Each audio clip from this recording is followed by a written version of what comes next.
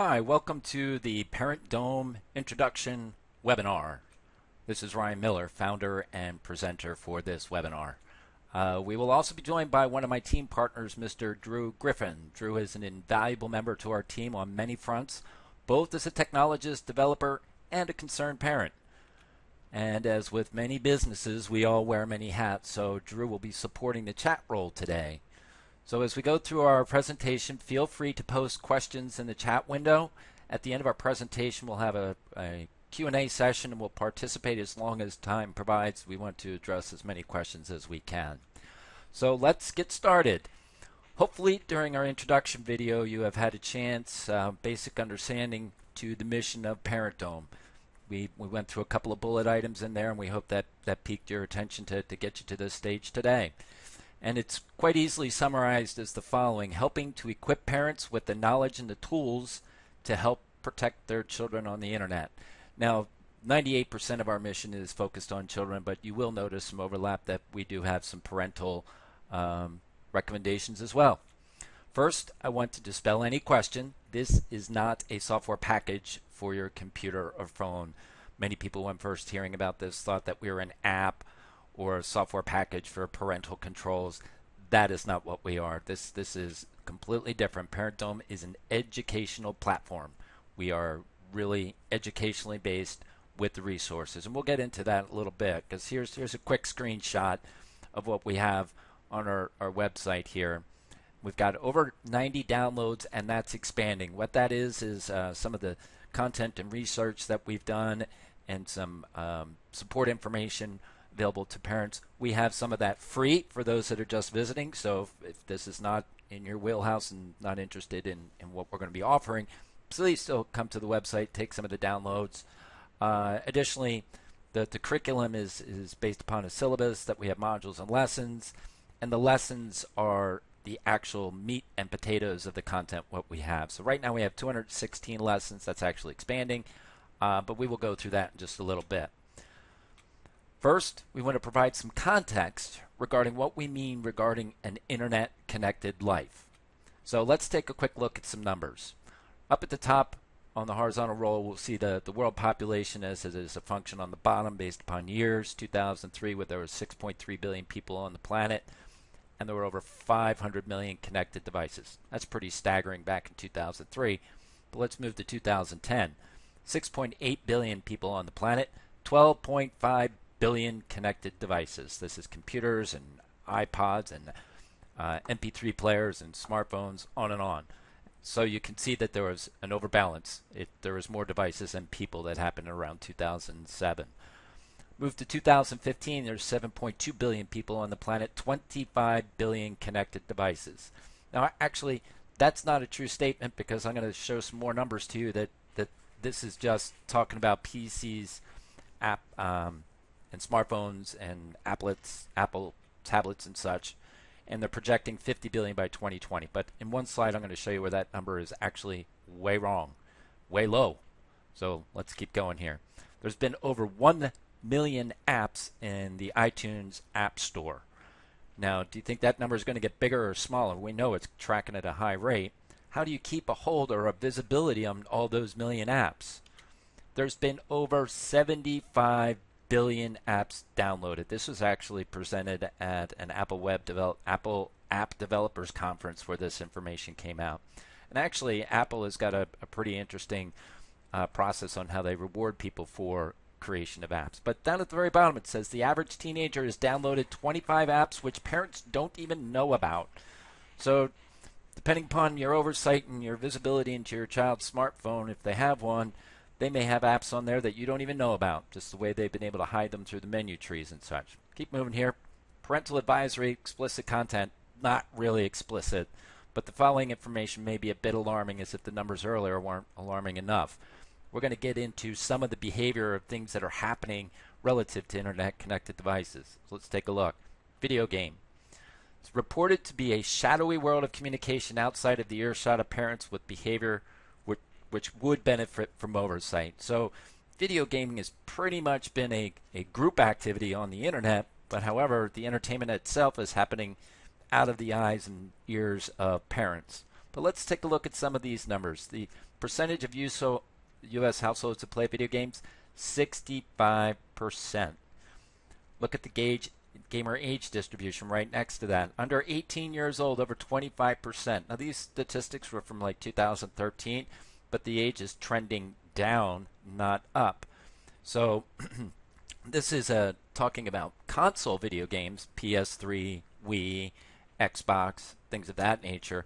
But video gaming has transitioned from a console-based entertainment to some other app-based entertainment. And these statistics have no reference to that type of entertainment. And how the younger age are participating in Penguin franchise games or Candy Crush games or Webkinz type of games. And these all are another form of entertainment that are really focused towards young children. But the abundance of gaming activity, if you have a tween or teen, particularly a young boy, you can immediately identify with how much of an activity or desire there is behind video gaming. So let's move along here real quick. Sexting. This is a little problematic. Not too many people are aware how broad this actually happens. So I'm going to go to the left. Sending an SMS, simple text message, an image, a GIF image, meaning an animated image, a Vine, like do it for the Vine, a video, or any other form of communication using a internet device which is sexually provocative, inappropriate, and possibly illegal. Now, I make that point because we get into our content. It's that you heard the statement, ignorance of the law is not a defense against the law, and people have a subjective application as to what is inappropriate. And in anticipation of their definition of being legal. Unfortunately, in the school system, they determine what is appropriate and whether that phone is confiscated and put before a school board and handed to the police. And then the law professions determine that appropriateness and if it is legal or illegal. Now, we talked about that in our curriculum, but looking at the statistics in the top right-hand corner, 53% of teen sexts are girls. Now, you would think it would be more boys would be sexting than girls, sending an image or a text or something provocative and inappropriate, but statistics are showing us that more girls do it than boys. And, I mean, it's not hard to look that we know that there are two memes out there, that the duck lips. I have yet to see many boys doing the duck lip photos, millions of females doing the duck lip photos, but the selfie, the Kardashian selfie, it's a whole new trend, and there's an actual device, a selfie stick, to help promote this phenomenon of taking pictures of ourselves. And that is much more prevalent in the female category than in the male category. But I just want to give you draw some attention to some statistics here. Now we get into a tough one, cyberbullying. Utilizing an internet-connected device to shame, verbally abuse, intimidate, threaten, or cause intentional, premeditated, and calculated harm. Smartphones are doing it, tablet, video games. Video games, it's called trolling in a very nasty way. SMS, vanishing SMS. We'll talk about that on our platform as well. Twitter, Facebook, and the list goes on and on. And this statistic is a little bit old, but if we look in the bottom right-hand corner, it says 97% of middle schoolers have been bullied online. That's sobering. And your child could be a victim of bullying, cyberbullying, or they could be a predator causing cyberbullying. I'm going to skip past this one, but I want to point out on the left and right-hand side, do you know the signs if your child is a bully, or do you know the signs if your child is being bullied? Your family dynamic and what you do inside your house is going to lean one side or the other. But if your child is being bullied, there's behavioral things that you should be keying into. And if some of them, a very simple one, cutting. Cutting is a psychosocial reaction to children creating pain to release pain.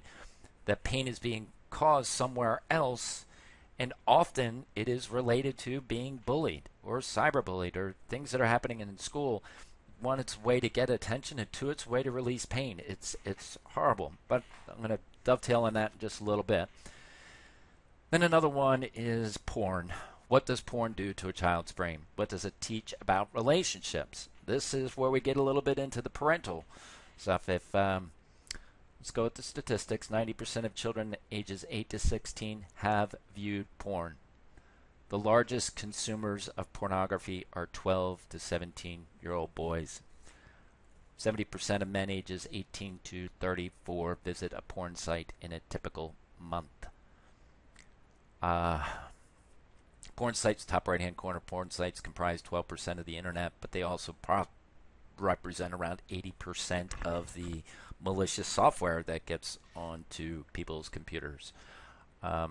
Dangerous stuff. And I'm gonna get into how we address this in our site a little bit, but just want to give you the framework around what we're identifying as threats, risks. I'm not speaking well here. Threats and risks and areas to cause harm on your children. And if they're unsupervised, it's logical to assume this stuff is happening. If it's not controlled, it's logical to think that some of this stuff is happening. As we said, you can hope that it doesn't happen, but trust requires verification. Keep moving along here. Now, the last one is the one that is going to sneak right past all of us in a tidal wave, and it's called Internet of Things. And remember I mentioned earlier about the volume of connected devices being 25 billion or 50 billion. IoT, Internet of Things, makes that number look small. Here's a quick graphic. Internet of Things are anything that is connected to the internet, which has got some type of capturing device that's connected to the internet that captures data or information and drops it into a database, and some corporation is using it or selling it or doing something with it. And if you look at this picture, you'll see red dots all over the place with an explosion is to explain what's going on. But I want to give you a very simple example that's not penetrated the U.S. market yet, but this is happening over in Europe and Asia in droves. If you're over in the Netherlands and you're walking through the streets and you see what would normally be a billboard, a small billboard on the sidewalk. Well, the billboards there are flat panel displays, digital televisions. And at the very top of them is a video camera. And that camera is equipped with forensic capturing information that it will assess somebody walking down the street. It will capture their facial components, their body structure, their gait, their clothing, and in an instantaneous form of algorithm, it is going to capture a profile on that person. And as they approach that flat panel display billboard, it will program content specifically targeting that person. So if that person is walking down the sidewalk, represents being a female, and she's got a beautiful handbag, this video may turn on a Versace advertisement for shoes or for a handbag or whatever. It's assessed somebody walking by and target marketed them, and they've captured that person's data. They haven't put any profile to it, but also attached to that devices are some Wi-Fi sniffers that have the ability, if your device is exposed, and able to capture off of your open connection information about your device. Now, this is where Edward Snowden was kind of sharing information with us, but this from a governmental standpoint, but this is already happening outside of the government's eyes. This is happening in corporate America. So let me take it a little bit deeper for you. Let's put it into the grocery store. Grocery stores have what's called planogram marketing, and where they position products on a shelf commensurate with how they're going to sell to you. Prime position is at the checkout counter at arm eye length height, but when you're going through the store, eye height is premium shelf space. But at end caps, as you are walking through the grocery store pushing your cart, they have end caps with the same type of technology, which is going to capture you, look what's in your grocery cart, and then target advertise you as you round the corner of the end cap as you move your way down the aisle. Some grocery stores have gone as far as to put a little touchpad on your grocery cart as you're moving through. But in Europe, this is commonplace, that they have this kind of technology that as you're going to the grocery store, you're being marketed and influenced as to what you're going to buy. It may not need to be visual. It can be audio suggestion. It's very powerful. So when we were talking about the quantity of internet-connected devices, smartphones, tablets, PCs, those are huge numbers. Amount of applications, those are huge numbers. But the Internet of Things, which is going to be called the next boom, predicted to be the next boom. Look at number right now. We have over 20 billion IoTs out there today. Some are on cows, some are on chickens, some are in grain silos. But by the year 2020, that is going to be 75 billion devices.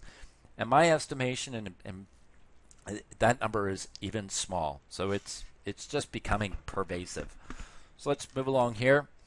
This information is shared for two reasons. Kids and their internet devices are attached more than a pet. And I hope somebody's giggling right now, because the reality is this picture of their kids just walking with their heads immersed into their smartphone. If you have a young child and you try to take away that phone, it's like the reaction that you've kicked their little puppy. It is absolutely amazing. And the kids have got this sense of entitlement that device is there. Well, theirs. Unfortunately, most kids don't have the economic resources to afford, let alone the monthly payment of that device, let alone the ability to pay for a device. So their entitlement is something that, as parents, has been transferred to the child as opposed to an earned relationship. So that's one thing. Second thing is, what is happening that you don't know or see? It's not just kids. So over on the right, we have this horrible image of a young girl that's been receiving all these nasty types of communication through an SMS. And if you don't see what's happening on your SMS with your kids, it's not unusual that children are throwing off these nasty things, not just on a messaging, but on Instagram, some horrible things happening. But the image on the left is, I like to call this a woman that is looking at her husband's computer, did a quick search on the history bar, typed in the letter P, and then all of a sudden she sees a history of all the porn that he's been surfing. Not expecting her husband to be surfing porn, but she's thinking, wow, what does this say about my mate? Now, I mean, I'm not intending to put a value judgment on it, but I have an opinion regarding it, and I think that kind of activity does not foster a strengthy marriage. It does not do anything, and particularly if you're a male with a daughter child, porn is sexually objectifying somebody's daughter. But we get into that a little bit deeper. So briefly, before I show you more of our educational platform, I want to check with Drew and the chat roll and see how we're holding up in there. So hold on 1 second for me, Drew. Can I toggle over and take? There I did. Very good. Oh gosh, that's great. Wow, some good stuff. All right. I'm going to come back to that. We'll go questions and answers at the end. So let me get back in here. Right. All right. Before we take a deeper dive, I want to describe a little about how our process works. When we first launched, we had a traditional member website. Here's a screenshot of the website we had before. And it was successful. We had members coming in, and we were getting a lot of feedback because this was a pre-launch beta kind of experimentation, and we got great feedback. Very constructive. And that constructive feedback, criticism, whatever you want to call it, caused us to redesign our site. I was so thankful, and those people are still members today. I'm thankful for their feedback, because the goal was, how do we get this information in a format to people that is supportive? We don't want to make it hard. So our redesign was specifically geared to providing all of our information accessible in a way that was easier to navigate. So the other piece of constructive feedback came regarding the membership. Our customers were happy with our message, our product, and they wanted a way that was easier to have access, as I mentioned, to our information and not feel in a rush to get the best bang for the monthly membership. And I understand that. If you want to pay for a monthly fee and you want to capture as much as you can, but there's a challenge with that. At the same time, they saw ever-expanding list of problems and solutions and felt that they would need to keep a long-standing perpetual membership, that because we kept adding more information that was important, they couldn't stay there and capture everything they wanted and then get out. And so we redesigned our process that we think is supporting both. So before I go through some of the site, here's what we've done.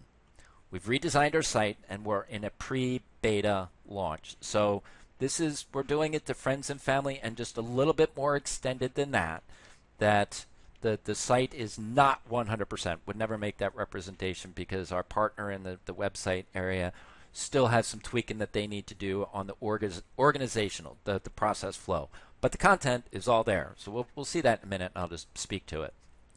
We've abandoned the monthly memberships for a period of time. What that means, let me go back there, that we have created a new membership relationship for a certain period of time. We're going to offer an unlimited membership that you'll have access to all of our content. That will transition because we have a number of spots open for unlimited membership, and it will eventually go to monthly, but I'm going to touch on that after we move along a little bit here.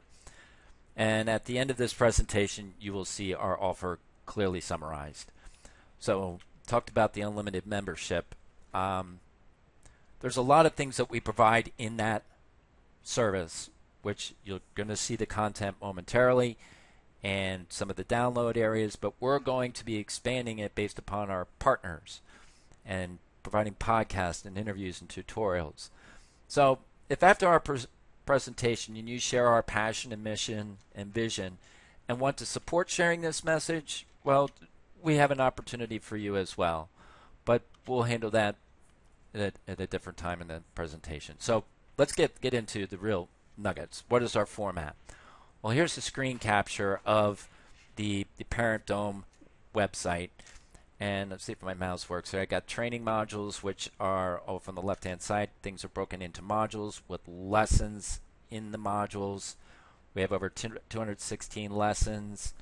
And then we have download content. So what I'm going to do is I'm going to toggle this and go to the live site. So bear with me for just 1 second.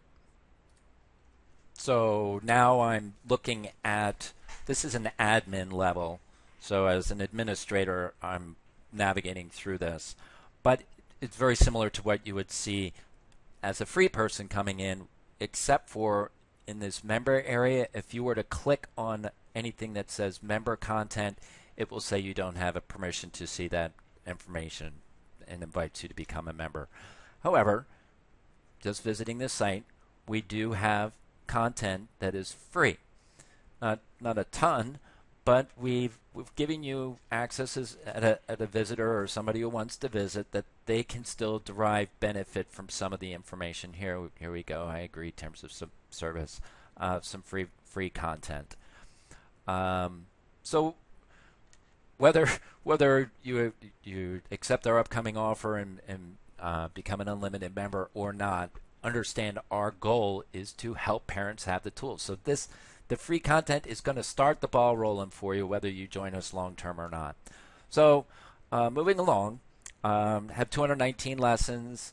Let's go to the downloads real quick. The downloads is an area which we have available for free and for members, and this is a function of our research that we're making available to you. There's case studies, there's research papers, there's statistics, some great data behind here. And again, see, we have some of this stuff for free. So if you aren't aware of the impact of violent video games, don't have to take our word for it. You can go and read some of this content, download it, and then we have a bunch for members. So this is constantly expanding. We're always updating it. Just found some additional documentation that I have to upload in here. Very good stuff. We also maintain a blog that talks about, you can see Drew's name in here, offering some humorous content. I thought this was very funny. This cracked me up. Jeff Foxworthy, you know, if you see a post-it note over I'm sorry. He had this thing, you might be a redneck. If you see somebody's name written on the top of a water tower, blah, blah, blah. Little off color, but I didn't want I could see the value in the humor. But these were some pretty funny, witty things. If you think Ask FM is Ryan Seacrest's private song list from iHeartRadio, you might be, that's pretty funny. If you think a billboard flashing your home address with a photo of you on vacation is free advertising, just funny. Very funny, Drew. So I'm going back to the training modules. As I mentioned, the blog is constantly updated. Sometimes there's information in there that people are not so pleased to see, but we're letting you know what's happening in our world and our society because it's dangerous. So it starts in the modules, then we go down and there's numerous lessons. Once you complete a lesson, it can be checked. We have the ability that you can make notes on a particular lesson. And as you gain this awareness, this foundation of understanding is the springboard. It is where we want to immerse in you and to take blinders off or open your eyes and speak directly to parents and say, this is what's going on. You may not like it. You may not want to see it, but it is happening. And as we shared in our other video, that it's happened to each of our families at various degrees. So this number one is get awareness, and we have a foundation to do that. You will notice some areas it says RT and followed by a number. This means it contains a video, and these videos are depending upon which section I'm in, are germane to the topic area. So we encourage you seeing that as well. So bear with me. I need a glass of water real quick. Sorry about that. So let's go in here. Let's just go into one lesson.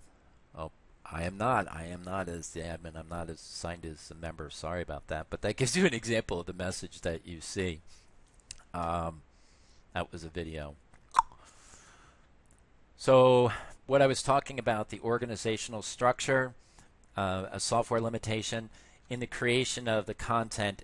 I don't have the ability, or we don't have the ability to maneuver it in a sequentially logical path. That will be happening very shortly, but the content is here. The order may not be right, but that's not important. My order is not as important as the order that's important to you. What is critical in your family to address, and you can pick and choose that based upon the urgency in your own family. So here we have section 2, apps. We have a lot of information on different apps. Vine being an app, it talks to you about Vine, what it is. You may not know it is. Darn it, I apologize for that. Let me pause this so I can go in and get the member access. I apologize for that. Sorry about that. I had to do a quick shift and wanted to do that offline. So I brought it back here.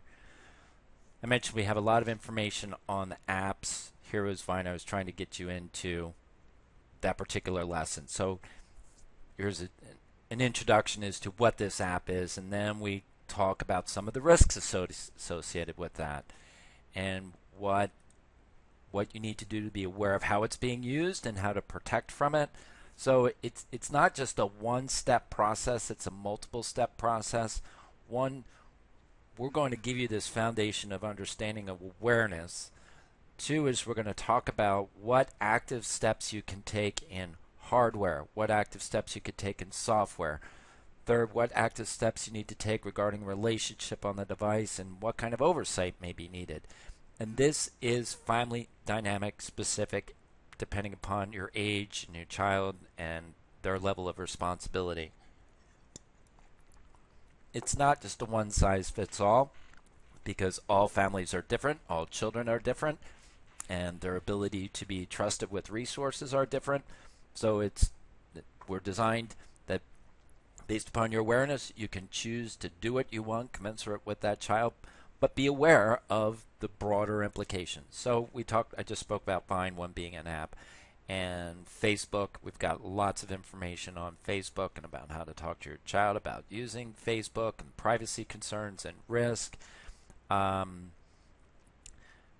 thing it's important to know that whatever is on the internet stays on the internet. It's forever, and any activity that happens on that in a social media profile can have long-term consequences.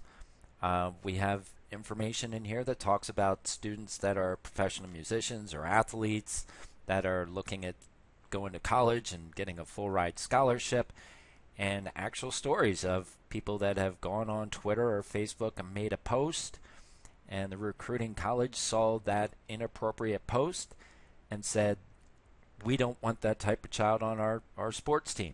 We don't want that type of behavior. Get out of here. We'll allocate that scholarship to somewhere else. And holy smokes, I mean, wouldn't even think that kind of reaction would happen. But there's tools. We recommend tools that can help parents if they have those type of children. Don't want to stop a 17-year-old from doing things on the internet, but want to throw up a trigger if they use a word that could get them in trouble of losing a scholarship. So it's kind of a proactive position as opposed to taking things away from them. But I'm getting a little deeper than I want to. Rights in the law. This is a critical area. And ignorance of law is no defense in the courts.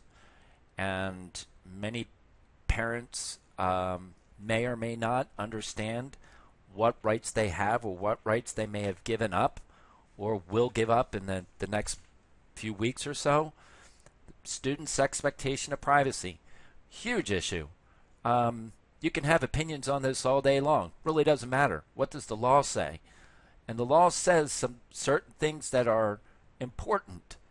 Now, contracts can trump your expectation of privacy. If your school sends home a package of information requiring you to sign it, and inside there is a permitted technology use of devices, and that if your child transgresses, that your student can forfeit their phone once or forfeit it for the year, not good. And that's the state asserting a right over you, which you don't have to grant them that permission. You can change the terms of that agreement. And another thing is if the school hijacks that phone during class, and if they pressure your child to give them the passcode, the child gives them the passcode because, hey, it's the principal, it's a disciplinarian, they're an authority, or there's a policeman sitting across the table. They give up that passcode. You know what? They don't have a contract for that device. The content that's on that device is in legal agreement based upon you, the parent. You signed that contract, not the kid. So whatever they find on that device, they determine whether it's inappropriate. And then the police will determine whether it's inappropriate. Now you may be facing a huge issue with what is on that phone that the school had no business gaining access to it. So if you sign that piece of paper, be aware of what you're signing and what rights you're giving over to the school, and determine what risk you're willing to take. If you don't know all the photos that are on your child's phone or all the texts that are going on that phone, expecting privacy, hello, that's not going to happen. I'm sorry. Dovetail again.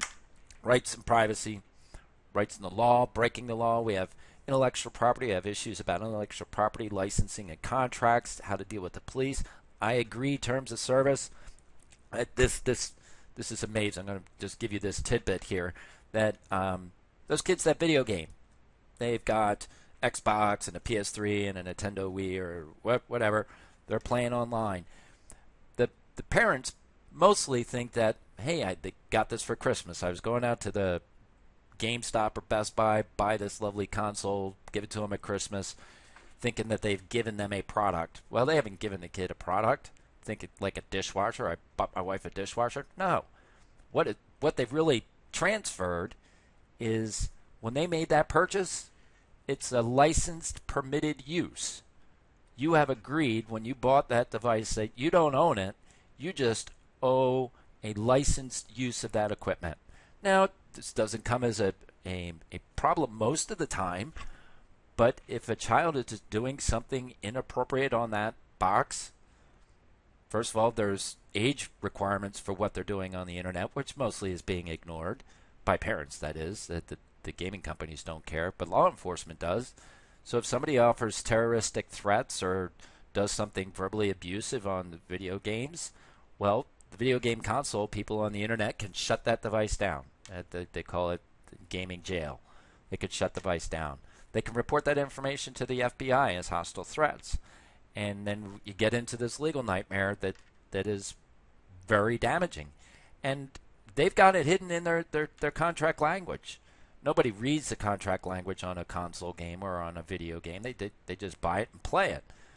But what they're giving up when they've done that is horrible, and the consequences can be dire.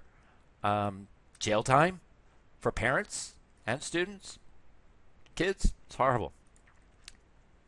But it's not really an issue unless you know your child is doing something that's inappropriate. Then it could become a huge issue. Where did I go? Or looking at Some apps. We have more information on certain apps. Kick, that's one of those apps that we highly recommend that you get it off the phone before you determine whether it's right for your kid to be using it. It shouldn't be on there just proxy. It shouldn't just be allowed to be on there. We have a lot of information on video games. Ooh. Yeah, I have a lot of information on video games. That I've had an ADD moment.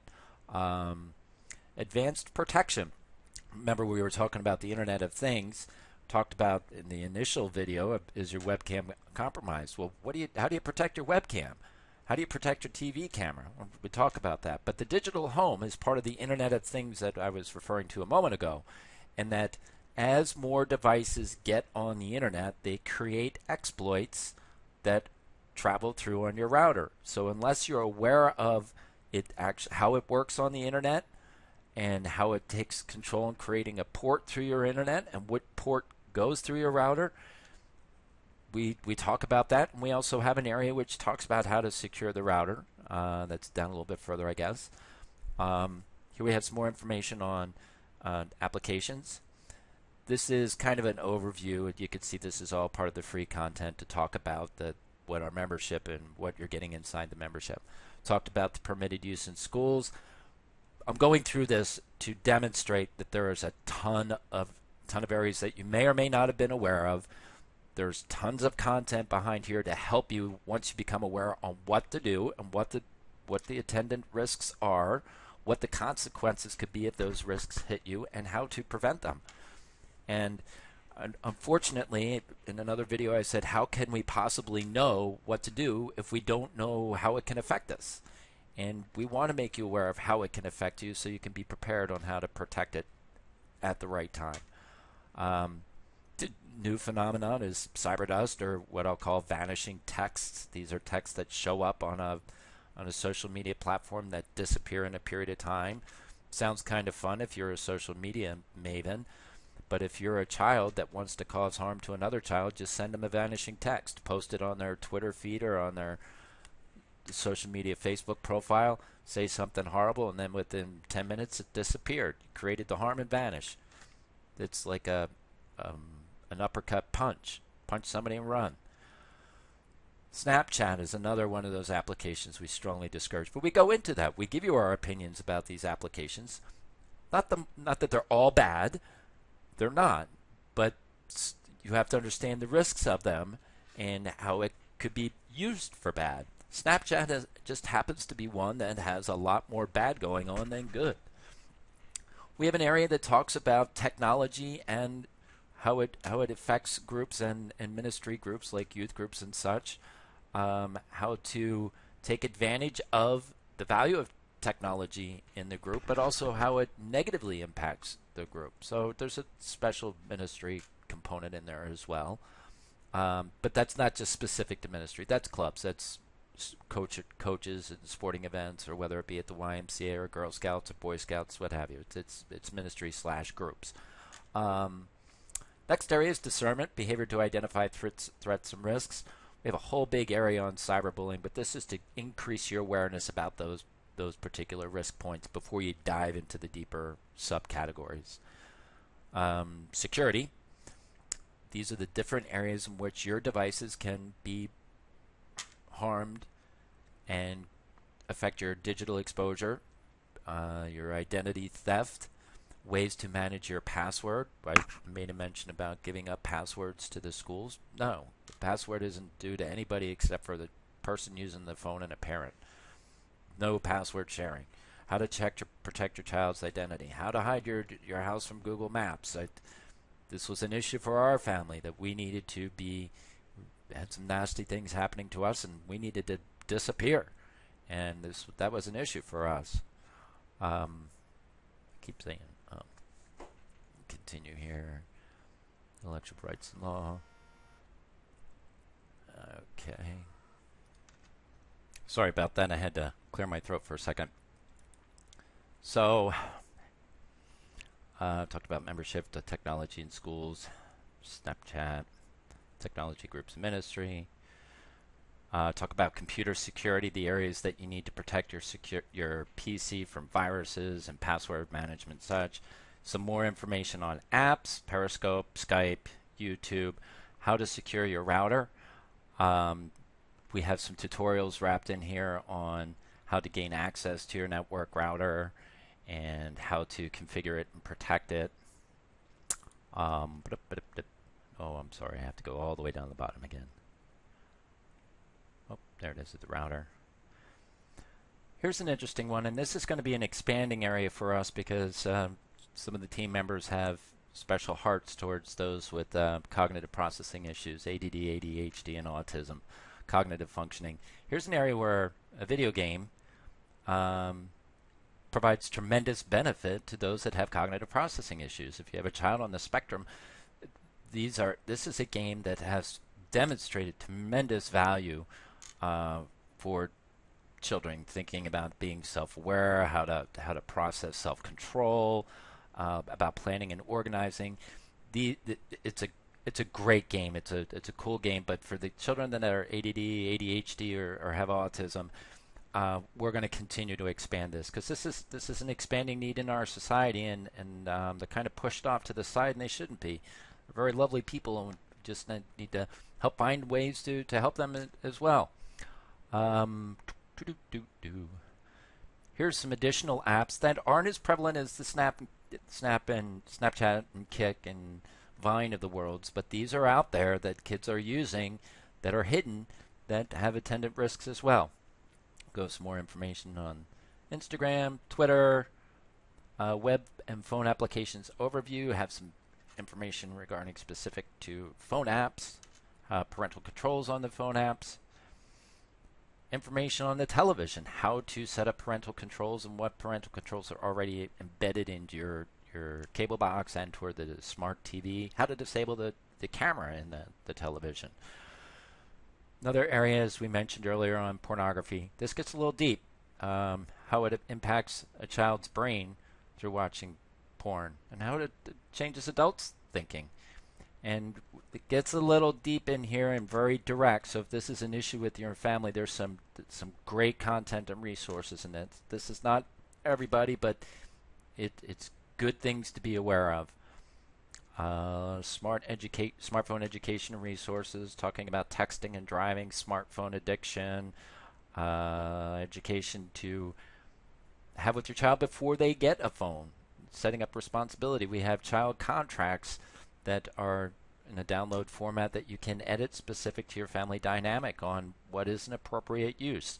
They don't own the phone, you own the phone, and you at any time can pull back your permitted use of that device. Chat Roulette, another crazy application, Foursquare. Then this is about computer awareness. So dealing with threats on the PC and that how you can it can affect personal identity, dangerous networking tools, which are like peer-to-peer networks, which was like LimeWire for downloading music, which contaminated millions of people's computers. FTP file transfer protocol, what are safe means for doing that? What's a Trojan horse? What's spyware? What's ransomware? Your computer is held hostage because some software got embedded on there. What is adware? A majority of people are getting pop-up ads on their PCs when they're going into Internet Explorer or Chrome or Mozilla. Why are those ads popping up? Well, we teach you where they're coming from and how to get rid of them. So right now, 219 lessons is what's showing in here. Mentioned earlier, this is constantly expanding. Our own research is getting more data that we're adding more lessons. We're adding more to the downloads category. We're going to continue updating blogs. We're going to have a category in here where we're going to be having podcast interviews with certain people, legal officials, law enforcement, psychologists, school administrators. So this is it's active. People want to contribute and have a bigger voice on how to protect children and where these abuses are coming in and how parents can take an active role in it. So bear with me for a moment. I'm going to click back to my presentation. I'm sorry. That looks weird. Sorry about that. We do have an additional video which goes into more detail on our website at parentdome@smartdome.com. On the menu bar earlier, there was a little house up in the top right-hand corner that doesn't have a label on it. That's got a video. There's a couple videos on there that you're you're welcome to go look through. So I mentioned a special offer for those attending this webinar. Well, we have a few things. We want to provide you unlimited access for a one-time fee. The button should appear at the bottom right now that says buy now. And at the bottom of the page, you can click on that, and this is what you will get. You'll get unlimited access to all of our information, our content, our videos, our downloads, and the things that I told that are in the pipeline coming up. Some of that stuff is done. It's just not uploaded yet, but we're going to have podcasts. We're going to create a magazine specific to what we find. So it'll be another thing that we will charge people for, but you will not be charged for that. Those interviews I mentioned, we're going to have video tutorials and other textual-based tutorials, constantly enhancing this.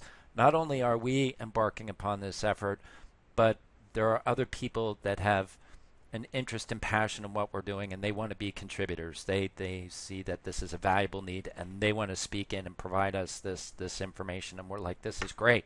Our goal is to help the parents. The goal is protect the children. Anybody that we can find that can help speak into this process, we're all about it. And we can make determinations as to what is free and what is not free. But as an unlimited partner, unlimited member right now, you will have that benefit. That benefit is we're going to have an unlimited access for a limited number of seats. That means this offer is not ad infinitum, that we have a certain number of seats that we're offering this to, and then we will be moving to a different pricing model. You can see the price below. That is a fair value for what we're offering. The value has been actually attributed to be much higher, much higher. One marketing company has said that a one-time fee of $499, and like, holy smokes. And they still have this unlimited access, and they said that's just ridiculous. And they gave us an example. It said, are you kidding me? What are the parents paying on a digitally connected life right now? It's like $200-300 a month for their internet and their cell phone and whatever internet connections, their Netflix subscription, their Amazon subscription. And how much are they spending on security? None. Well, yeah, they're not none. But security, it's not stagnant. It's constantly changing. And they said, well, your value is that. And we said, well, we can't do that. We need to put it at a price point that they can get this access. So our monthly membership it's probably going to transition to around $50, $60, $70 a month because of all of the things that we're going to be adding in here that people need. And the fee that we're offering for the unlimited membership now is what, 2 months? 2 months worth of membership? 3 months worth of membership? Goodness gracious. So we believe we've given you a good amount of value in the content that we have, and even with the extended value and that our partners contributing. So that is appropriate. Please choose that. Even if you choose not to participate in our educational platform, there's plenty of free content up there. So we really want to support the parents. So we did anticipate, here's some free stuff just to get the ball rolling. So if you do visit the site, we have that free content, some free downloads to assist you in beginning the steps of creating a family plan around digital devices and an appropriate use. And if you are passionate about this issue and believe in our mission at Parent Dome and want to share the message, well, we have a process where you can benefit as well. And if that strikes a chord with you, please go to the chat window, type in your name and put a colon after your name and type in the word Passion Partner with your email, and we'll reach out to you. And that's important to us. People have initially thought that this is kind of some multi-level marketing effort, and it is not. That is not what's happening here. We are critically aligning ourselves with people that have the same mission, vision, and passion that we do. And we're using a process that would be considered multi-level marketing because the terminology in there is affiliate, but we're only having one level of affiliate. We're going to qualify you. If you just want to come in and push this forward, well, that's not what we're looking for. We're looking for people that believe in who we are and what we're doing and have the sense of urgency to help parents to protect children. So that's a little sales pitch on that. So that's pretty much a quick introduction. We thank you all for your time. I hope you choose to transact with us and get that unlimited membership. So we hope that as a parent you are now just a little more aware and view an unlimited membership as a valued resource to your family. Now I'm going to slide over with Drew and respond to any questions. So let's see what we got over here. Oh my gosh, there's some, wow. Okay. So David, that's a